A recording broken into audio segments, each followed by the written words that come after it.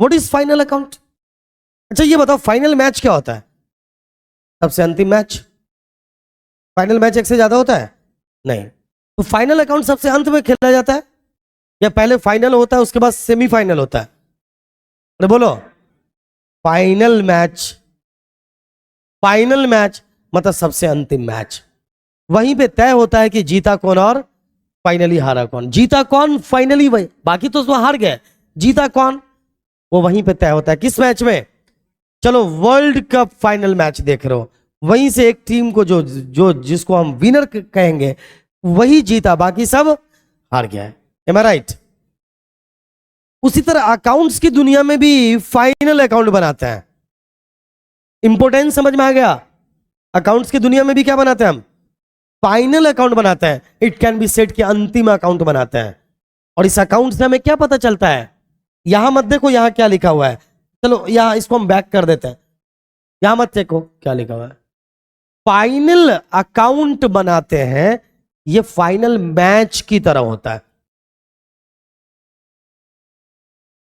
Final match से पता चलता है कि जीता कौन, और फाइनल अकाउंट से दो बातें पता चलती है। पता है क्या क्या पता चलता है? कि बिजनेस ने कमाया कितना, फाइनली ऑर्गेनाइजेशन का प्रॉफिट या लॉस कितना हुआ, यह पता चलता है हमें। ध्यान से देखिएगा, क्या पता चलता है? ऑर्गेनाइजेशन का प्रॉफिट या लॉस पता चलता है। देखिए क्या पता चलेगा हमें? प्रॉफिट या लॉस पता चलता है। ध्यान से देखते रहिए। फाइनल अकाउंट जब हम बनाते हैं तो हमें यह पता चलता है कि ऑर्गेनाइजेशन का प्रॉफिट या लॉस कितना है, एक बात। और इसके बाद एक और चीज पता लगता है, मतलब ऑर्गेनाइजेशन मतलब बिजनेस। दूसरा, मैं फिर इसको हम कंटिन्यू करेंगे तो और कंफर्म हो जाएंगे। दूसरी चीजें हम पता ये करते हैं कि हमारा एसेट्स एंड लायबिलिटीज कितना है। फाइनल अकाउंट फाइनल मैच की तरह होता है। फाइनल मैच जिस तरह बहुत इंपॉर्टेंट मैच होता है, उसी तरह अकाउंटेंसी की दुनिया में फाइनल अकाउंट का बहुत इंपॉर्टेंस होता है। मैं आपको बता दूं कि इस अकाउंट को सीखे बिना आप न तो 12th को ठीक कर पाओगे, ना पार्ट 1, ना पार्ट 2, ना पार्ट 3। तो आपको हर हालत में आगे के जितनी भी पढ़ाई आपकी बची हुई है, मतलब अंतिम दुनिया तक अगर जाना चाहते हो और बेहतरीन ढंग से जाना चाहते हो, तो आपको एक सीरीज तो कंफर्म करना पड़ता है। मान लो बाकी का कोई एक चैप्टर आपका कमजोर है, दूसरे कुछ चैप्टर्स कमजोर हैं, तो शायद आप काम चला लोगे, लेकिन ये वाला जो सीरीज हमने आपको लिख कर दिया है, अगर ये आपका कमजोर है तो आप अकाउंट्स को कभी ठीक से समझ नहीं पाओगे, आप अकाउंटेंसी के साथ न्याय नहीं कर पाओगे। तो सबसे पहले आइए, जर्नल। अकाउंटेंसी की दुनिया का सबसे पहला काम जर्नल। उस जर्नल से क्या बनाते हैं, थोड़ा सीरीज समझ लो, कौन कौन चैप्टर्स। उस जर्नल से क्या बनाते हैं हम? लेजर। उस लेजर से क्या बनाते हैं? और उस ट्रायल बैलेंस से क्या बनाते हैं? Final accounts.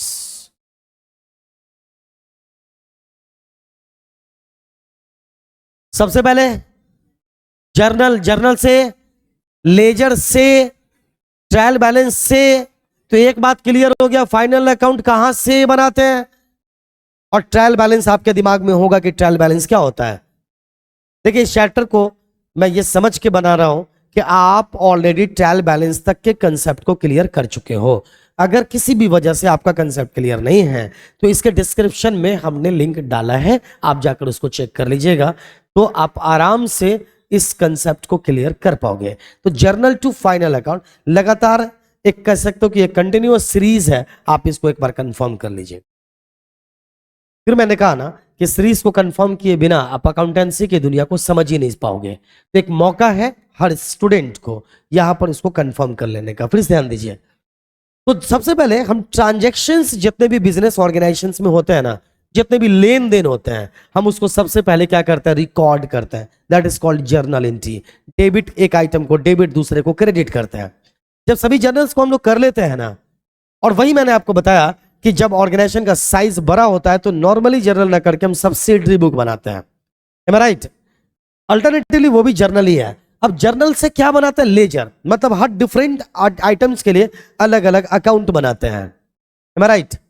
जैसे कैश के लिए अलग अकाउंट, परचेज के लिए अलग अकाउंट, सेल्स के लिए अलग अकाउंट, रेंट का अलग अकाउंट, मतलब जितने भी डिफरेंट आइटम्स होते हैं उन सभी डिफरेंट आइटम्स के लिए हम एक डिफरेंट अकाउंट बनाते हैं।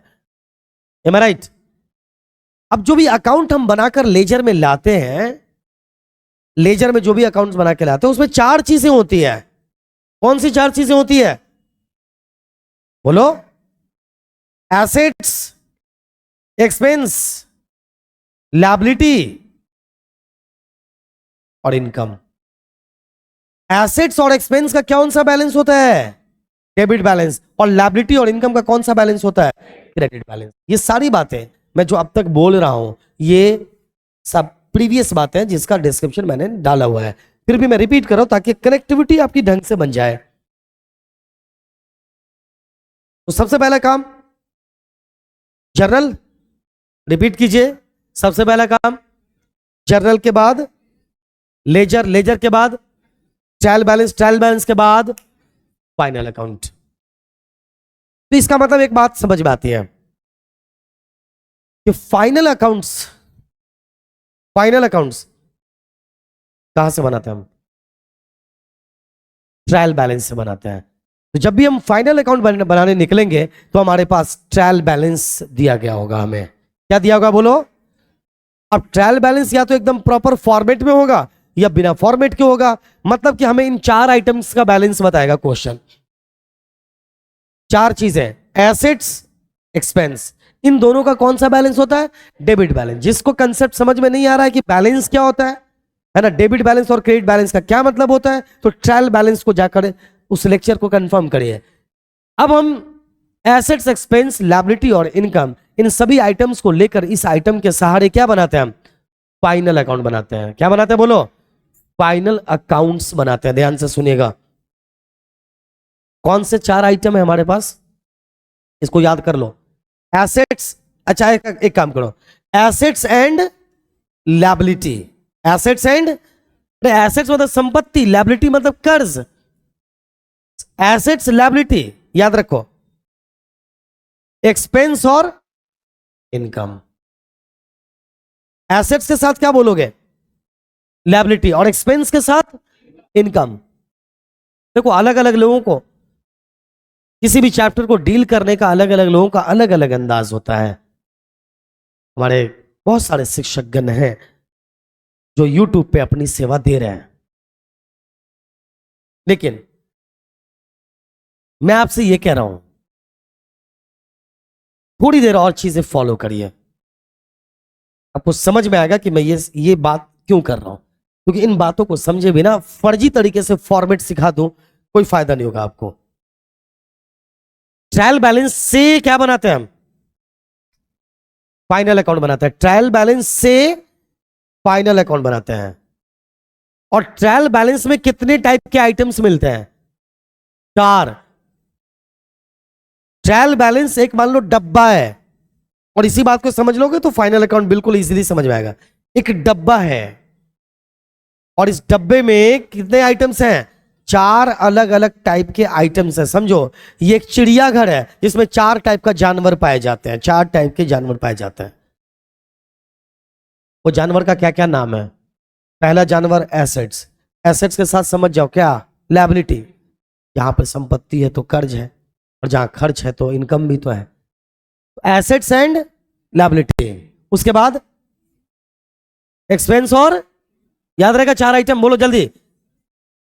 Assets, liability, expense, income. तो इस जू में, जू का नाम क्या है? Trial balance. इसमें कितने टाइप के जानवर हैं? चार। कौन कौन? एसेट्स नाम का एक जानवर है, लायबिलिटी नाम का एक जानवर है, एक्सपेंस नाम का जानवर है, और इनकम नाम का एक जानवर है। इस चिड़ियाघर में टोटल चार प्रकार के एनिमल्स हैं। Any problem? नहीं। अब थोड़ा सा ध्यान दीजिएगा हम क्या करना चाह रहे हैं। अब इसको हम अलग टाइप से राउंड कर रहे हैं। इस दोनों का कौन सा बैलेंस होता है? डेबिट। और इस दोनों का क्रेडिट। ये याद रखिए ऑलवेज, इस बात को जिंदगी भर याद रखना। बहुत सारे बच्चे ग्रेजुएशन में आ जाते हैं और उनका ये सब बात क्लियर नहीं होता है। मुझे आश्चर्य होता है कि वो पता नहीं कैसे आगे पढ़ लेते होंगे, बहुत परेशानी उठानी पड़ती होगी उनको। क्योंकि इन बातों को क्लियर किए बिना आप आगे बढ़ ही नहीं सकते हो यार।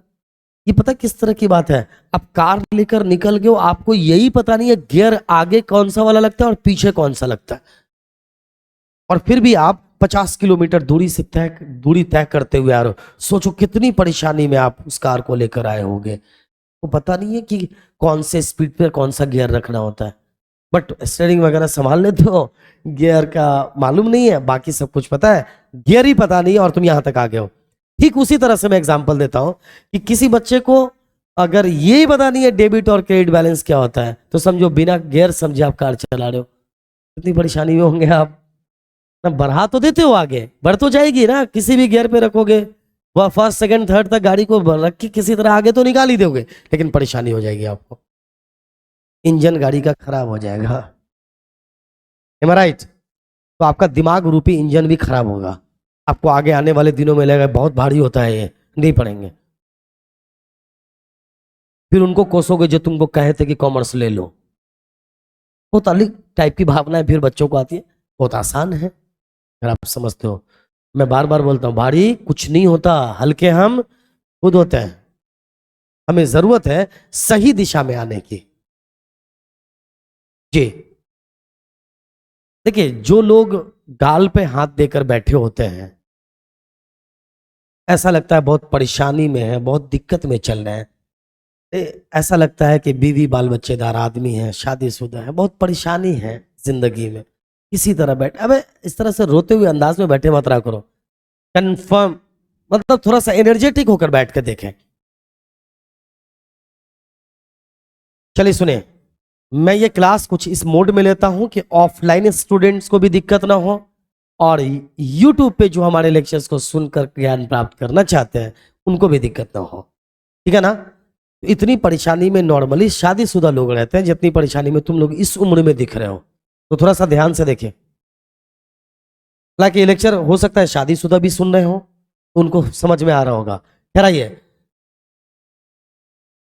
एसेट्स और एक्सपेंस का कौन सा बैलेंस, और लायबिलिटी और इनकम का कौन सा balance? Credit balance. Any problem? कोई दिक्कत नहीं। फाइनल अकाउंट पता है क्या है? इन्हीं चार आइटम को तीन जगह पर सजाकर लिखना फाइनल अकाउंट है। मतलब इन्हीं चार आइटम्स को, कितने आइटम्स को?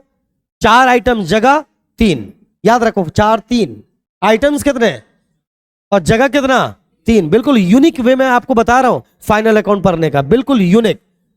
इसके बाद का एक और लेक्चर कंफर्म कर लो, देख लो, एक लेक्चर और, इसके बाद फाइनल अकाउंट के तुम मास्टर हो और बाकी चीजें भी सुधार लोगे। आइटम्स कितने और जगह कितना? तीन। चार आइटम्स को तीन जगह पर लेकर जाने की जो कला है, जो आर्ट है, वही फाइनल अकाउंट है। बस हमें यह सीखना है कि इन चार आइटम्स को में से किस आइटम को कौन सी जगह पर लेके जाए। मतलब चार आइटम को तीन जगह में डाके डाल लेना है। अब एसेट्स 10 टाइप के होंगे। अरे एसेट 10 टाइप के नहीं हो सकते आपके। Plant and machinery, land and building, furniture and fixtures and so on. सभी एसेट्स को एक जगह पर लेके जाना।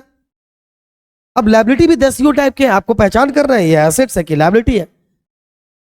आपको पहचान कैसे करनी होगी? ट्रायल बैलेंस के दो साइड होते हैं, दो साइड्स होते हैं, एक डेबिट और एक क्रेडिट।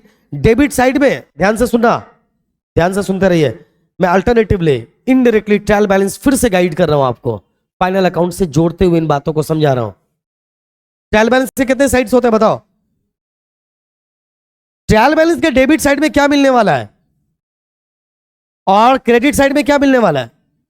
इसका मतलब ट्रायल बैलेंस के डेबिट साइड में जो भी आइटम है वो क्या है? या तो वो एसेट्स है या एक्सपेंस है। और क्रेडिट साइड में क्या है? या तो वो लायबिलिटी है या इनकम है या कुछ और भी हो सकता है। नेवर, यही होगा ट्रायल। अब जैसे देखो, ये यूनिवर्सल ट्रूथ है अकाउंटेंसी की दुनिया के लिए कि डेबिट साइड में या तो एसेट्स होगा या एक्सपेंस होगा, क्रेडिट साइड में या तो लायबिलिटी होगा या इनकम होगा। अब आपके दिमाग में क्वेश्चन आएगा कि नहीं कहीं ऐसा नहीं हुआ तो सर, फिर भी नहीं हुआ तो ऐसा कैसे हो जाएगा? इसको बनाया कुछ इस तरह से गया है, अकाउंट्स को जो डिजाइन किया गया, लुकास पैसोली साहब ने जिसको डिजाइन किया, हालांकि उन्होंने एज इट इज डिजाइन नहीं किया, वो धीरे धीरे इसमें काफी परिवर्तन के बाद अकाउंटेंसी आज ऐसा है। लेकिन फादर ऑफ अकाउंटेंसी पता है किनको कहते हैं? लुकास पैसियोली को। शुरुआत वहां से हुई, यहां तक जो अकाउंटेंसी है उसके accordingly assets and expense debit ही होगा और लायबिलिटी एंड इनकम क्रेडिट ही होगा। ये यूनिवर्सल ट्रूथ की तरह आप ले सकते हैं। जैसे कि अगर धूप निकलेगा तो किधर निकलेगा, ये कंफर्म नहीं होगा, दिशा चेक करो किधर, अरे निकलेगा पूरब, डूबेगा किधर, पश्चिम। ये यूनिवर्सल ट्रूथ है। या तो किसी दिन धूप दिखेगा ही नहीं आपको, निकलता सब दिन है। अगर आपको धूप निकलता हुआ दिखेगा तो किधर से? ठीक उसी तरह से या तो किसी आइटम का कोई बैलेंस ही ना हो चलेगा, लेकिन अगर एसेट्स है तो उसका कौन सा बैलेंस होगा? डेबिट बैलेंस ही होगा। लायबिलिटी है तो कौन सा बैलेंस होगा? क्रेडिट बैलेंस ही होगा। और एक्सपेंस है तो उसका डेबिट बैलेंस ही होगा, और इनकम है तो क्रेडिट बैलेंस होगा। आपको ये यूनिवर्सल ट्रुथ मानना है। तो फिर से मैं अब आइए, अब मैं आपको फिर से लेकर आता हूं। आप कहोगे सर फाइनल अकाउंट बताए ना ये सब क्या? अरे यही फाइनल अकाउंट है यार। मेरा मूड पता है आपको, मेन मुद्दे पे लाने से पहले मैं थोड़ा सा गोल गोल घुमाता हूं, और जो उस गोल गोल घूमते रहे आराम से मेरे साथ, कहानी के तौर पे बातें करते रहूंगा, फिर तुम्हें समझ भी नहीं आएगी ये कब समझ गए तुम। एम आई राइट? एम आई राइट? चलो सुनो, सबसे पहले क्या बनाता है?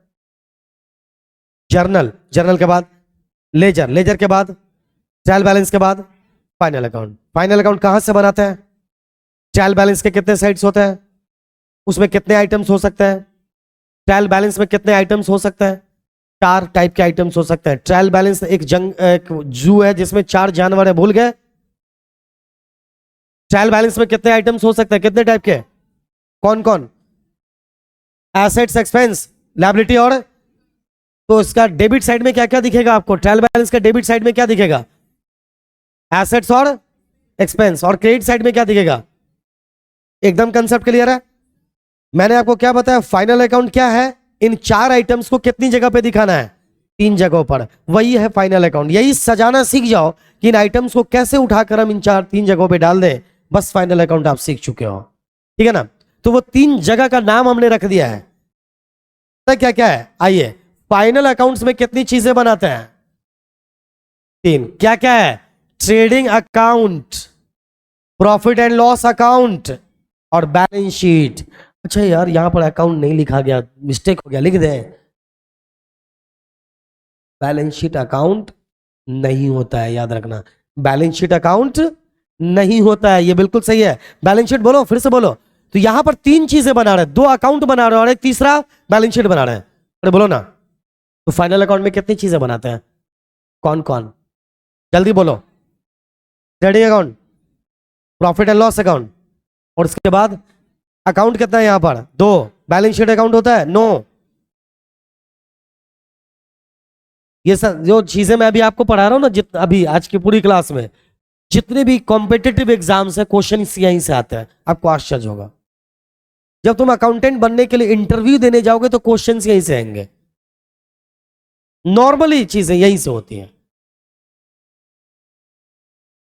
जितने भी हमारे स्टूडेंट्स हैं या परिचित हैं, जब वो हमसे संपर्क करते हैं तो मैं उनको नॉर्मली बस यही समझाता हूं। वो चाहते हैं कि भाई हमें इंटरव्यू देना है सर, किस क्या क्या तैयारी करके जाए वगैरह, क्या क्या है टिप्स कुछ बताइए, हमें अकाउंटेंट के लिए जॉब लगने वाली है वगैरह। तो मैं उनको बस कहता हूं कि जर्नल से लेकर फाइनल अकाउंट कंफर्म कीजिए और सब्सिडी बुक को शामिल करके 90% पोर्शन आपका समझिए क्लियर है। क्वेश्चंस नॉर्मली यही आसान है, इसलिए मैं बता रहा हूं कि अब बताओ यहां पर कितने अकाउंट्स हैं? 2। और एक क्या है? ये अकाउंट नहीं है, बैलेंस शीट है। बैलेंस शीट को बैलेंस शीट ही समझो, ये स्टेटमेंट है कह सकते हो, अकाउंट नहीं है एटलीस्ट। तो वो बताओ, पहला आइटम क्या? जल्दी बोलो। पहला ट्रेडिंग अकाउंट, दूसरा बोलो, और तीसरा क्या है? Balance sheet. Balance sheet account होता है? नहीं। अच्छा बताओ, अब जो मैं फिर पूछ रहा हूं ध्यान से देखना, मजा आएगा अभी। फाइनल अकाउंट कहां से बनाते हो? ट्रायल बैलेंस से बनाते हो। ट्रायल बैलेंस में कितने आइटम्स होते हैं? कौन कौन? इन 4 आइटम्स को कितनी जगह पे लेके जाना है? वो 3 जगह का नाम? Trading account, profit and loss account and balance sheet. अब समझिएगा, ट्रेडिंग अकाउंट में क्या दिखाते हैं मालूम है? Expense plus income. Profit and loss account में क्या दिखाते हैं? Expense plus income. उसको लग रहा होगा सर दोनों तो यहां दिखा दिया, भूल रहे हैं क्या? हाँ, यहां भी हम एक्सपेंस और इनकम ही दिखाते हैं, और यहां पर क्या दिखाते हैं? Assets plus liability. क्योंकि सर आप 4 बोले थे, 6 लिख दिया आप। एसेट्स कहां 4? 1 2 3 4 5 6, लेकिन हम एक्सपेंस को 2 बार लिख रहे हैं और इनकम को। एक बात तो क्लियर हो गई है कि लायबिलिटी और इनकम कहां पे जाना है? बैलेंस शीट में जाना है। एकदम टेंशन खत्म। समझो, लायबिलिटी मतलब कि बैलेंस शीट नाम का एक डब्बा है, सारे मतलब, और उसमें 2 पार्ट है। एक डब्बे में 2 खाना, मान लो दिस इज डब्बा, और इसमें 2 पार्ट बना दिया हमने। इधर क्या रखते हैं? मान लो इधर लायबिलिटी रख देते हैं और इधर एसेट्स रख देता है। This is called balance sheet. एकदम समझ में आ गया होगा व्हाट इज बैलेंस शीट। अरे बोलो हाँ या ना? अरे मिला के यूं ही रखने में क्या है? एक साइड रख दो लायबिलिटी, उठाकर दूसरे साइड एसेट। समझ में आ गया? तो लायबिलिटी और एसेट्स को कहां रखते हैं? बैलेंस शीट में रख देते हैं। दैट्स ऑल, खत्म। दिस इज डब्बा, ये इधर आ गया लायबिलिटी हेडिंग, और this is asset. This is डब्बा, I have said already, but इस डब्बा में क्या लेकर आते हो? अच्छा, ट्रायल बैलेंस में कितने आइटम्स थे? उसमें से 2 आइटम कहां पर चला गया? बैलेंस शीट में चला गया। कौन कौन आइटम? दाएं हाथ में लिख दो एसेट्स, और बाएं हाथ में 2 आइटम का तो टेंशन खत्म। बचा कितना आइटम? कौन कौन? एक्सपेंस और इनकम। ध्यान से सुनते रहो। क्या बचा हमारे पास? या तो एक्सपेंस बचा और इनकम बचा। अरे एक्सपेंस इनकम है, इसका मतलब इस दोनों में कुछ अंतर होगा यार। अब हमारे पास 2 अकाउंट है, दोनों में एक्सपेंस और इनकम दिखाता है। अब क्या है ना, एक्सपेंस भी 2 टाइप के होते हैं एक्चुअल में। एक्सपेंस कितने टाइप के होते हैं? और इनकम भी कितने टाइप के होते हैं? 2 टाइप के। और यही सबसे इंपॉर्टेंट पॉइंट है समझने के लिए, जो 98% बच्चे नहीं समझ पाते हैं। और expense, there are 2 types of expense. कौन कौन सा एक्सपेंस? ध्यान से देखो। डायरेक्ट एक्सपेंस, और कौन सा? Indirect expense. और इनकम भी कितने टाइप का? 2 टाइप का। कौन कौन? तुम समझ गए होगे हम क्या लिखना चाह रहे हैं। इनकम भी 2 टाइप का, डायरेक्ट इनकम और इनडायरेक्ट इनकम। तो जो एक्सपेंस और इनकम देखोगे ना तुम, 4 आइटम हमने बताया ना, बोला बोला ना हमने 4 आइटम, यस या नो? 4 आइटम्स में से 2 आइटम तो निकाल कर हमने डाल दिया एसेट्स एंड लायबिलिटी को, कहां पर? बैलेंस शीट में। तो बचा कितना आइटम? 2। वो जो 2 आइटम है ना, वो 2 टाइप का हो सकता है। जितने भी एक्सपेंस हैं वो 2 टाइप के हो सकते हैं। कौन कौन से टाइप? डायरेक्ट एक्सपेंस और इनडायरेक्ट एक्सपेंस। और इनकम भी कितने टाइप के हो सकते हैं? Direct income and indirect income. तो डायरेक्ट एक्सपेंस और डायरेक्ट इनकम को कहां पे लिखेंगे? ट्रेडिंग अकाउंट में। फिर से बोलो, डायरेक्ट एक्सपेंस और डायरेक्ट इनकम को कहां लिखेंगे? ट्रेडिंग अकाउंट में। और इनडायरेक्ट एक्सपेंस और इनडायरेक्ट इनकम को कहां पे लिखेंगे? प्रॉफिट एंड लॉस अकाउंट में। अब सबसे इंपॉर्टेंट क्वेश्चन तुम्हारे दिमाग में ये आ रहा होगा, अभी अंदर से बहुत उत्सुकता हो रही होगी, ये सर डायरेक्ट एक्सपेंस और इनडायरेक्ट एक्सपेंस में क्या अंतर होता है? और डायरेक्ट इनकम और इनडायरेक्ट इनकम में क्या अंतर होता है? अगर ये वाला क्वेश्चन तुम्हारे दिमाग में बन नहीं रहा है, कुछ ना कुछ स्थिति खराब है, समझो। नहीं समझे? अब किसी शादी में जाओगे, अगर मैंने अभी शादी का जिक्र किया तो तुम्हारे दिमाग में चिड़ियाघर आ जाए तो समझो गड़बड़ है कुछ। एम आई राइट? हम भाई, अगर हमने अभी कहा शादी, जस्ट जैसे मैंने अभी कहा शादी, आपके दिमाग में आ गया खाना, दूल्हा दुल्हन। 100%? अरे यही आना चाहिए। अब अगर ऐसी स्थिति में तुम्हारे दिमाग में आ जाता है चिड़ियाघर, तो तुम्हें जरूरत है डॉक्टर साहब से मिलने की। Am I right? अब अगर मैंने, देखो समझ में आ रही है ना बात, जब भी कोई बात बोली जाती है वहां पर आपके दिमाग में एक मैप बनता है, कुछ ना कुछ, मतलब एक आपका दिमाग प्रोसेस करता है। जैसे मैं अभी कुछ भी, अगर जैसे मैं कह दूं क्लासरूम, तो तुम्हारे दिमाग में आएगा स्टूडेंट्स, सर, बोर्ड, यही आएगा ना यार। सिनेमा घर तो नहीं आएगा। अब जैसे ही मैंने कह दिया सिनेमा, फिल्म, तुम्हारे दिमाग में तुम्हारे फेवरेट हीरो हीरोइंस वगैरह आ गए। ये सेंस होता है। उसी तरह जब आप पढ़ाई करते हो, तो जैसे ही मैंने ये बात कही, आपके दिमाग में क्वेश्चन आ जाना चाहिए कि डायरेक्ट एक्सपेंस और इनडायरेक्ट एक्सपेंस में क्या अंतर होता है। 2 मिनट और लगा दीजिए, मैं आपको ओवरऑल एक बार समझाने की कोशिश करता हूं। देखो, हम गुड्स को बेचने के लिए बिजनेस में करते क्या है, गुड्स को खरीद के लाते हैं अपने दुकान तक। इजी डिफरेंस बता रहा हूं मैं, difference between direct expense and indirect expense and direct income and indirect income क्या होता है, समझिए। डायरेक्ट एक्सपेंस और इनडायरेक्ट एक्सपेंस क्या होता है, डायरेक्ट इनकम और इनडायरेक्ट इनकम क्या होता है, ध्यान से समझने की कोशिश करिएगा आप। नॉर्मली बच्चे यहां पर कंफ्यूज नजर आते हैं। देखो, कोई भी बिजनेस क्या क्यों जाता है, गुड्स को बेचने का काम। फिर से समझो, डायरेक्ट एक्सपेंस और इनडायरेक्ट एक्सपेंस, डायरेक्ट इनकम और इनडायरेक्ट इनकम, डिफरेंस क्या है।